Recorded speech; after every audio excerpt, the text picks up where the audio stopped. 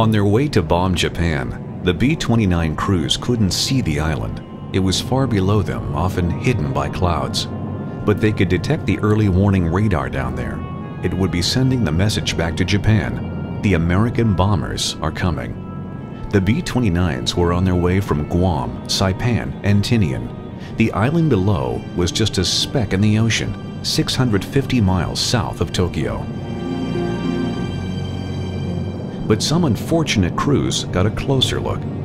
Returning with smoking engines, wings full of holes, wounded crewmen, low on fuel, they were now at low altitude, throwing out anything that could be unbolted to lighten their planes. They were hoping to make it home and not crash in the waiting ocean. Now they saw below them an ugly volcanic island. No paradise with palm trees here. The small island looked gray and brown and black, only 4 miles long, narrowing to the south end where the tall cinder cone of an extinct volcano jutted upwards. Looking at their maps, the navigators could see they were crossing over the island of Iwo Jima, Sulphur Island. They were still over 700 miles from home. They wished they could land, have a chance to refuel, repair their planes, and get the wounded much-needed medical attention. But Iwo Jima was a Japanese stronghold, so instead, the gunners watched apprehensively for Japanese fighter planes said to be based there. Iwo Jima had become a thorn in the side of the United States bombing campaign against Japan. A decision was made. The Marine Corps would invade. The importance certainly of Iwo was that it was one of the spots of their inner defense line. There wasn't anything there. It was 670 miles from there to Tokyo and 700 miles approximately from the Marianas were our B-29s. And of course, the reason they wanted it was so that they could put some P-51 long-range fighters on the island so that he could accompany. Because prior to that, the 29s had to go without fighter support and had to have heavy fuel and fewer bombs. The appearance of American fighters would mean protection for the B-29s, and with the airstrips on Iwo in American hands, those B-29s who did get shot up would have a safe place to land. If the bombing campaign was to kick into high gear, it only made sense to take Iwo Jima. But Iwo Jima came at a steep price. It would be the only battle fought by the U.S. Marine Corps in which they suffered more casualties than the enemy. A third of all Marines who died in combat in the war would fall on this small island. In terms of intensity, relentless combat, the percentage of the landing force that became casualties, and the number of lives that was paid per yard of ground, there was nothing to compare to the horror on that small island. I landed in the same boat with our captain, but he only lasted for a half hour before he got hit. We changed company commanders 3 times in 2 days. There were 68 of us when we hit the island, and when we left the island 28 days later, out of the, not all of them were killed, some of them were injured and brought off, but out of the original group, I was one of 3. They never lasted all 28 days. Grantham got hit, killed. Alonzo Green died of wounds. My buddy Holcomb got killed. Cordy got killed. He was a Golden Gloves champion from upstate New York. Paul Rotundo got hit, not badly, he got hit in the arm. His buddy, Frank Stellato, got hit twice. Second time was when the stretcher bearers, they came under fire, the stretcher bearers dropped him, took off, and he got hit again on the stretcher. And so many guys gone.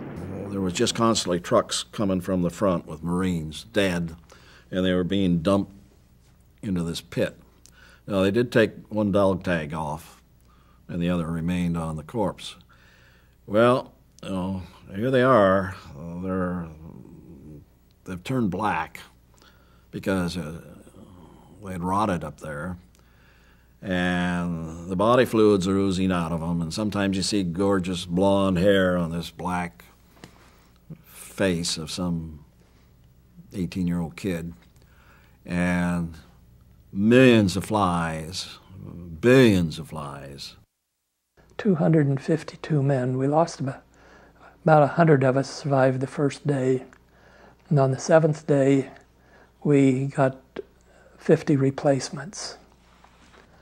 On the 24th day, there was only 12 of us left out of that 300.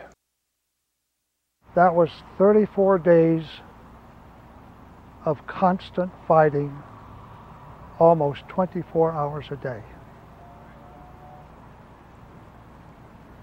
If there was a hell, we went through it on Iwo Jima.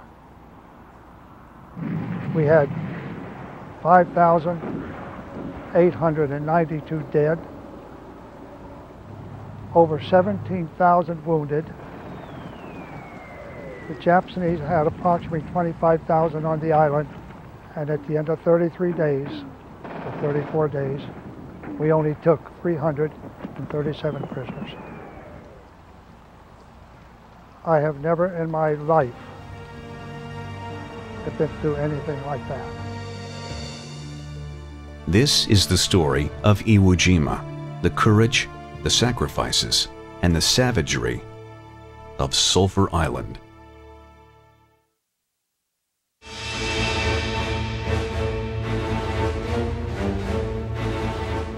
While New Guinea, with its dense jungles, steep mountains, and disease-ridden swamps, and the storm-whipped Aleutians, with its treacherous wind and cold weather, were places no one in their right mind would want to fight a war, Iwo Jima had them both beat. Its hot volcanic surface, with its sulfur fumes, its twisted and folded ground, its volcanic ash beaches, and its almost total lack of vegetation was like nothing the Marines had encountered before or since. It looked like a little thing about 8 miles long, and I don't think it was even 8 miles long. It had 8 square miles in the whole thing. Big volcanic thing on one end and a big flat thing on the other. At that time, I never saw a tree on Iwo Jima. It was just a bare, rocky, sandy. I thought they were sulfur pots, or what, sulfur-smelling island anyway. And then, of course, the beach, it was wet and sticky and all up your clothes and your weapons in your hands, and it was the black sands of Iwo Jima. Iwo was a volcanic island, you know. And it was so hot that you could dig down only about a foot. Once you got down a foot, it was so hot you couldn't stand it. So you could dig a foxhole only about a foot. Fortunately, there were other holes there that the Japanese had made, and there were shell holes we could use for foxholes, and dig a foxhole in the bottom of that, you know. So we were enough underground, it was be safe. The good part of it was if you wanted to cook anything, like a sea ration, you know, all you had to do was punch a hole in the can so it wouldn't explode, and put it in this hot soil and it would cook. It was a dull, grayish, brownish place all over, with this black sand and rock full of sulfur. Rock was very light. You could pick it up, a boulder, very easily. And the blood would soak into it very easily. I remember Sweeney's blood soaking into it. Yeah, as he stood up yelling. And the tangle of boulders and draws, little valleys, just a nasty, nasty place.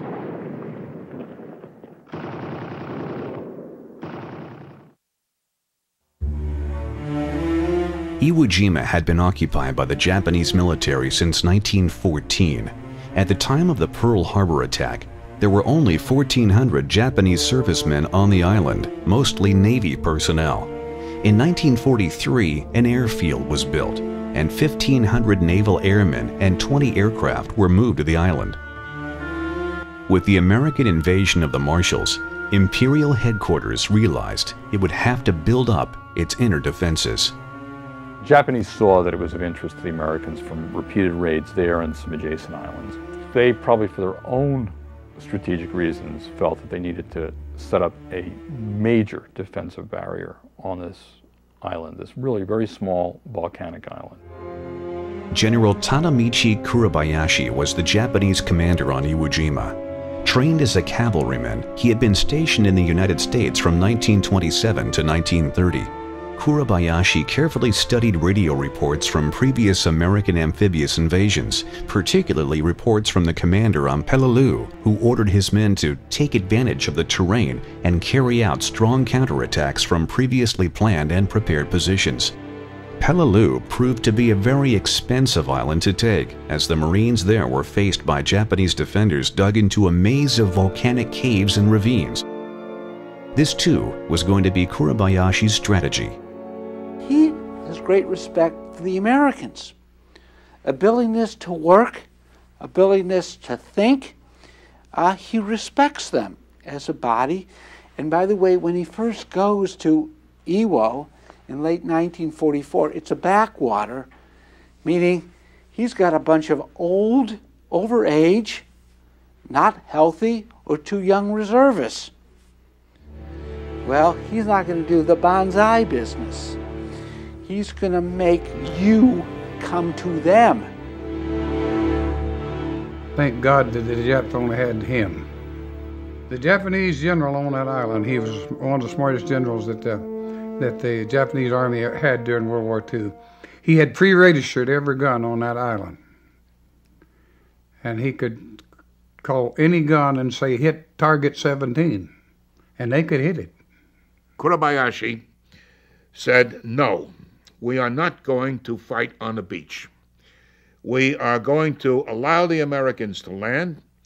We will cede them the beach, and we will make them fight for every inch of the way northward and southward to Suribachi.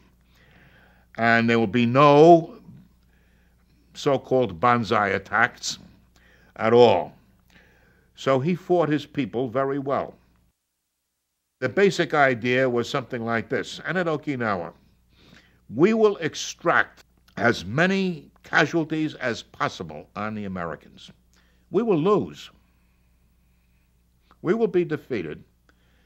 But if we extract so many casualties, they will not attempt maybe a landing on Japan itself. Maybe they will negotiate, ask for terms, and maybe we can get out of the war that way. The terrain was ideal for the defense. Fortunately for Kurabayashi, the Japanese had been mining Iwo Jima for sulfur for some time. His engineers expanded the mines until there were miles of tunnels under the island. Over 1,500 pillboxes were built, along with observation posts and headquarters. From their caves, tunnels, and pillboxes, his infantry would get a lot of good shots with their rifles and machine guns. But the main killing was to be done by the hundreds of artillery pieces hidden away in caves and pillboxes, and the thousands of mines he had scattered all over the island. When it came time to take Iwo Jima in mid-February 45, it was built up. Major reinforcements had been there, not tested troops, but a lot of them with good weapons and sophisticated bunkers and caves and hideouts and so forth.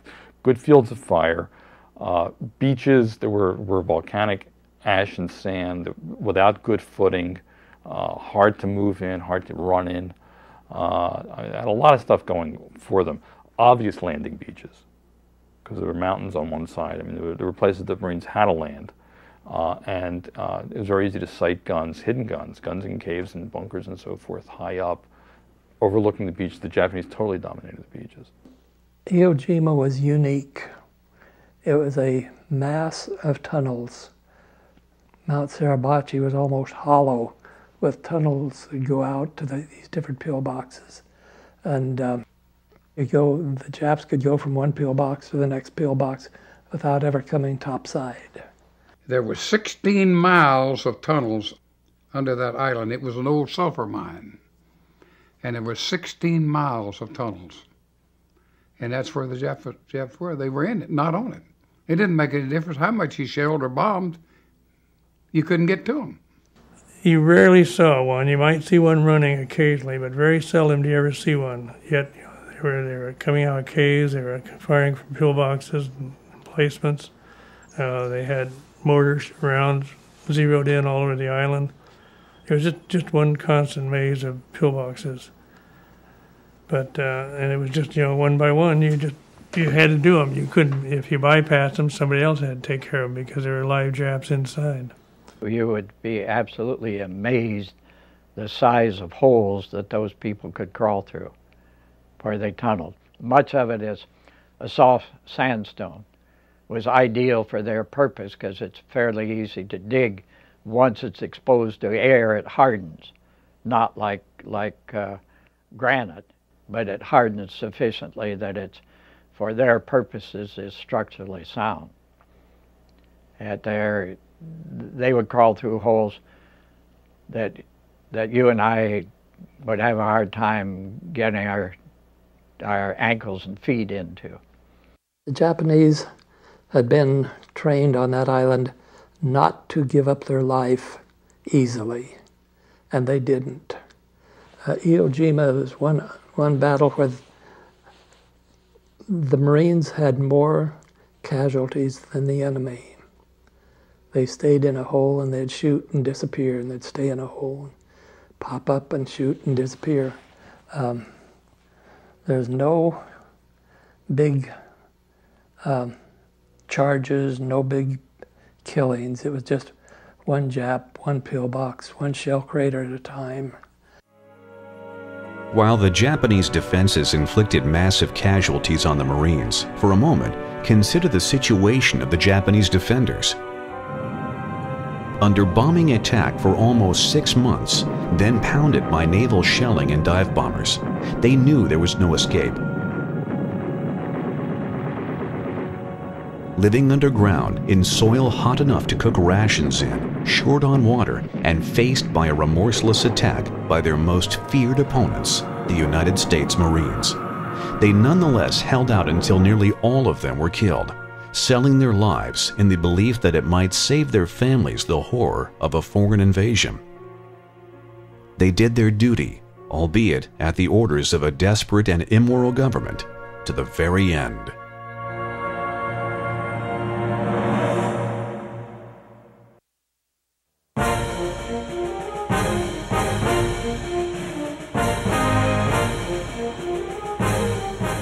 Including sailors and airmen, America would invade Iwo Jima with almost 72,000 men, including 3 divisions of the U.S. Marine Corps and some other supporting units.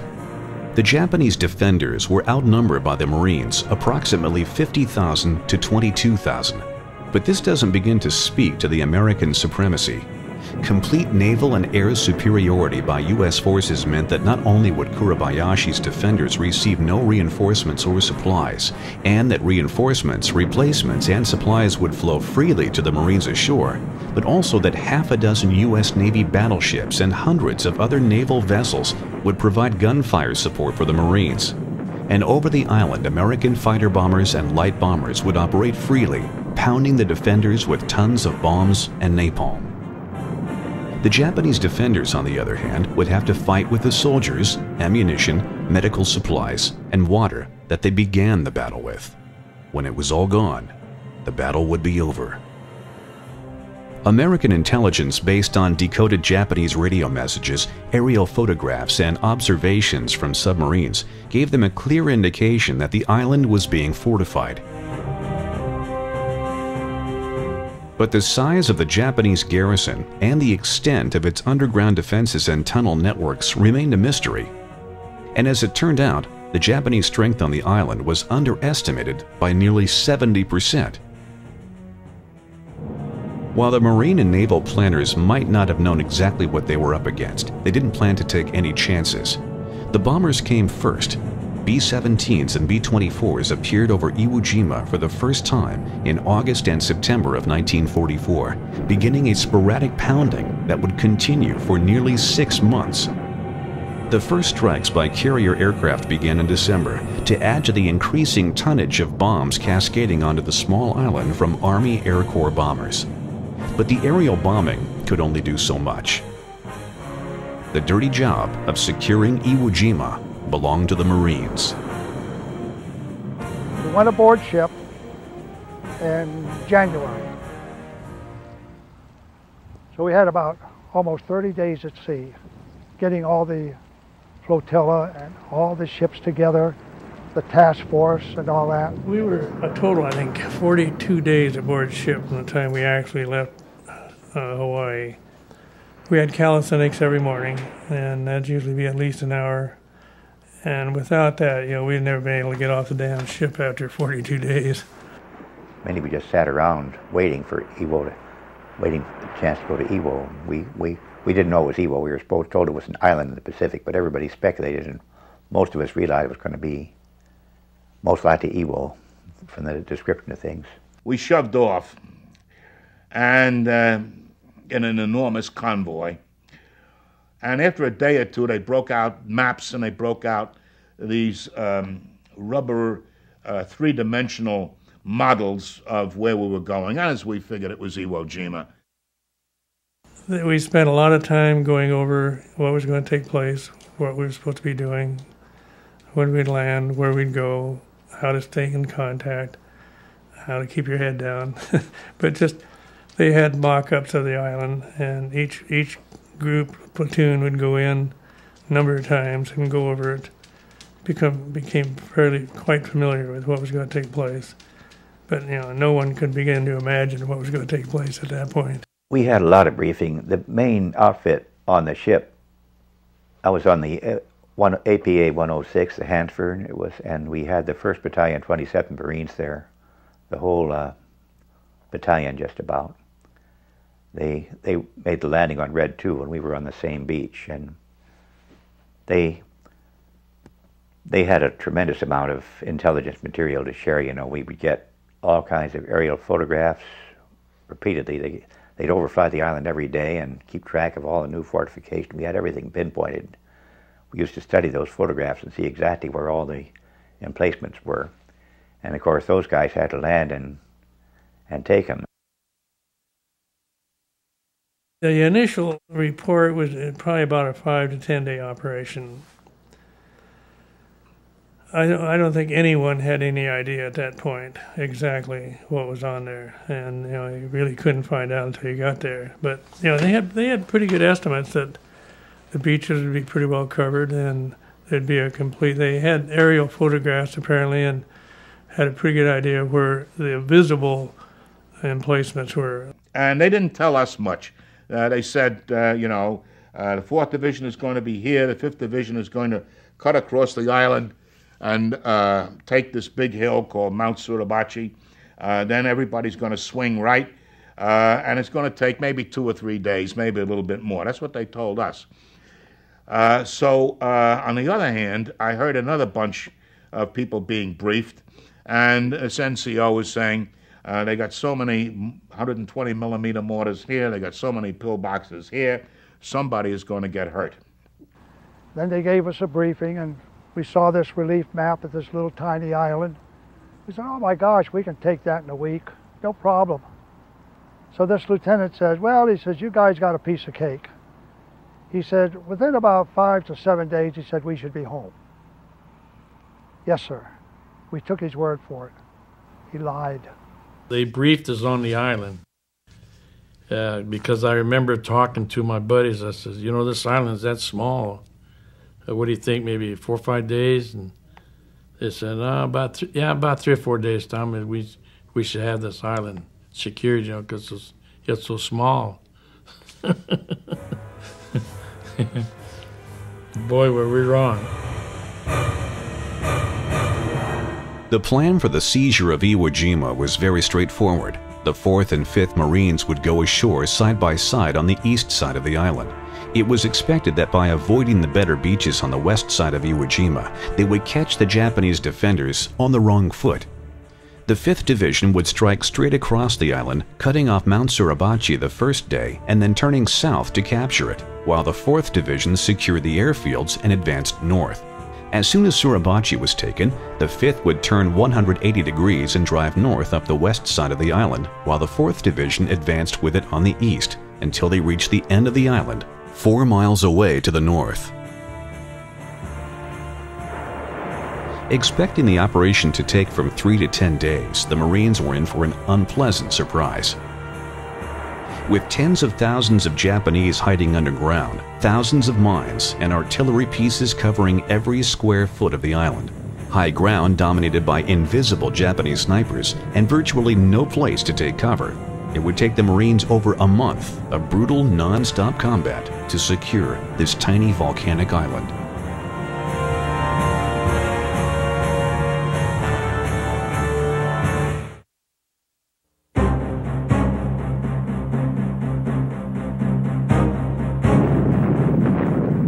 A force of 6 battleships, 4 heavy cruisers, and 1 light cruiser, supplemented by the lighter guns of destroyers and innumerable smaller craft, pounded Iwo Jima for 3 days and nights. Nearly 10,000 16, 14, 12, 8, and 6-inch shells slammed into the island, throwing up fountains of volcanic ash and cinders. The Marines just out of boot camp couldn't imagine that anything could live under such fire. But the older Leathernecks had seen massive bombardments before. They knew from experience that while the naval bombardments looked impressively devastating, in reality, they had little effect. Now they were wondering, hoping, will it be different this time?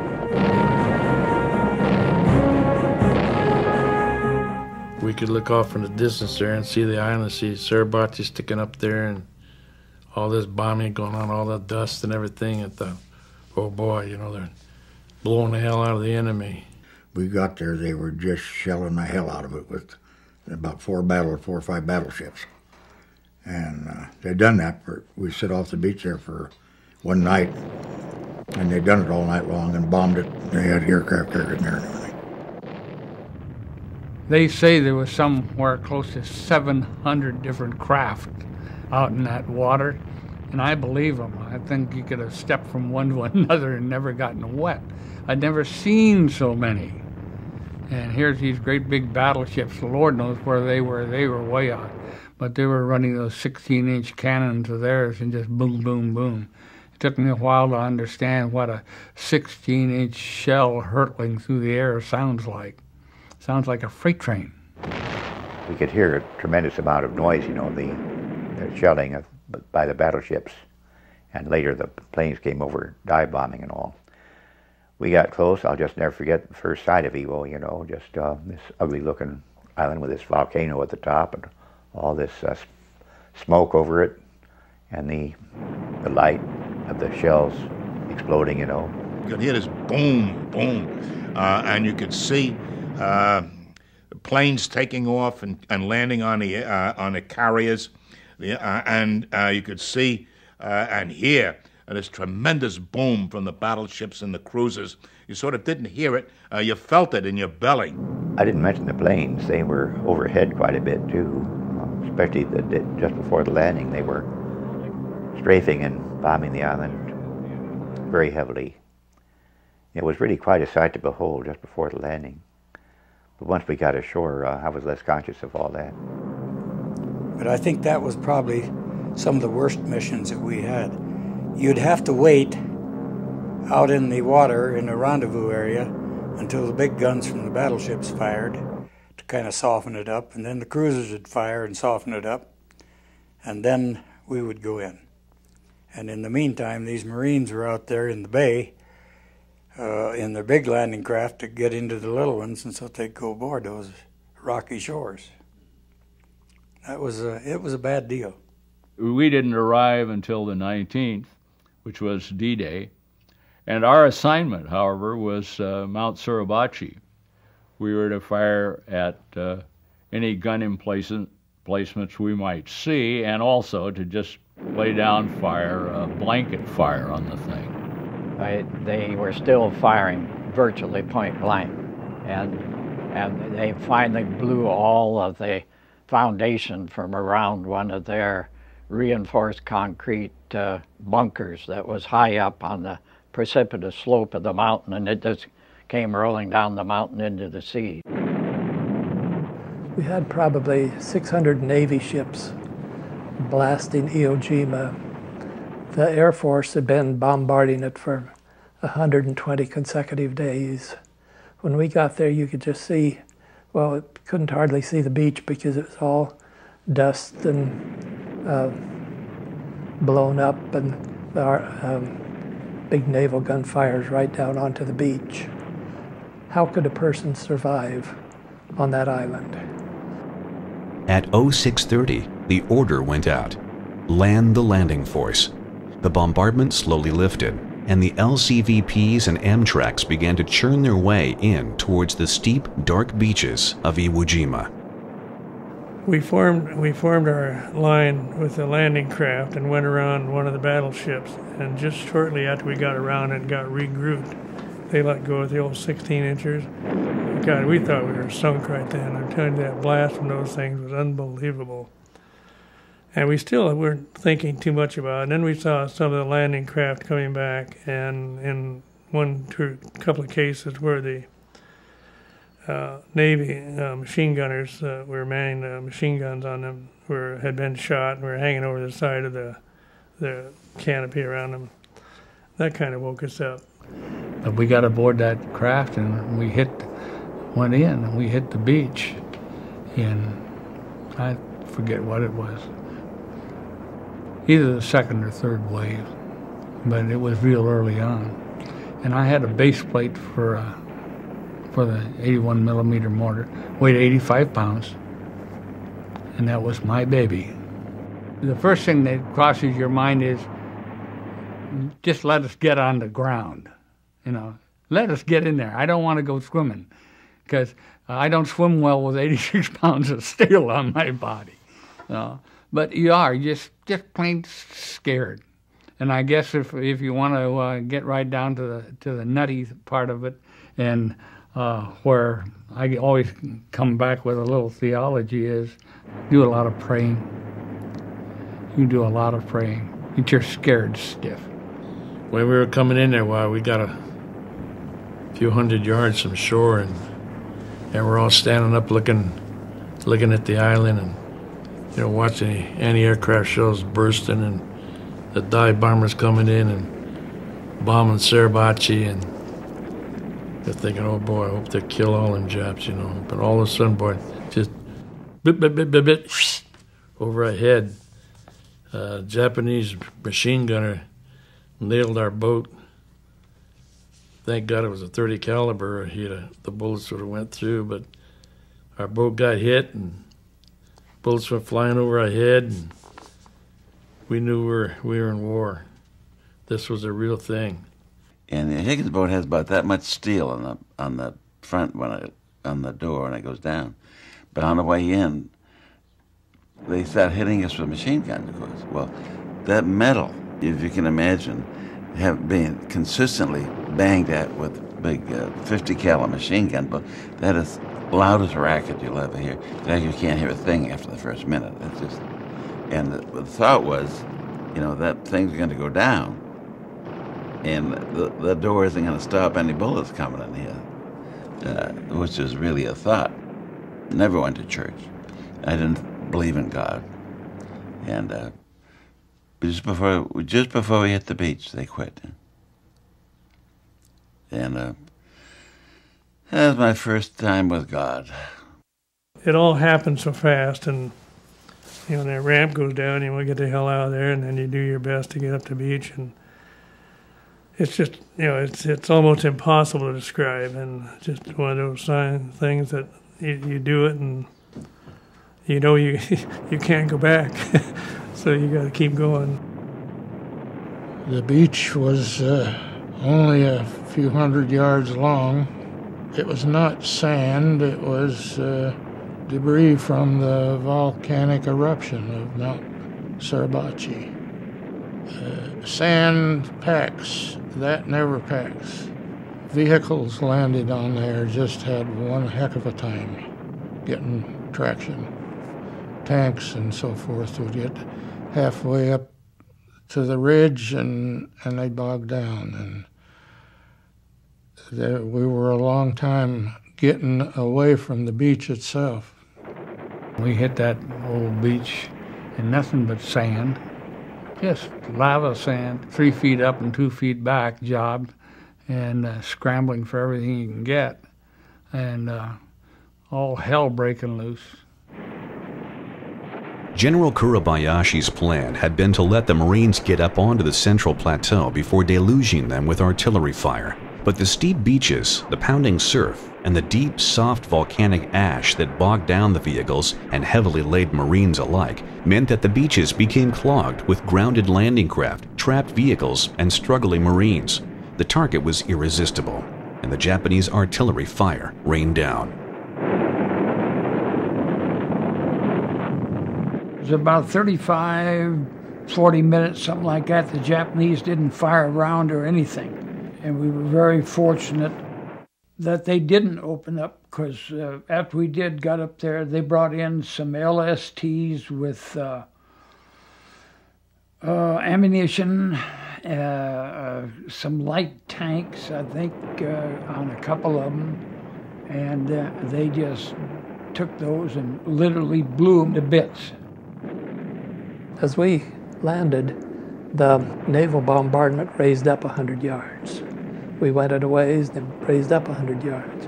When it had raised up enough, then the artillery come out of their holes and their caves and really started blasting the 3rd, 4th, 5th wave.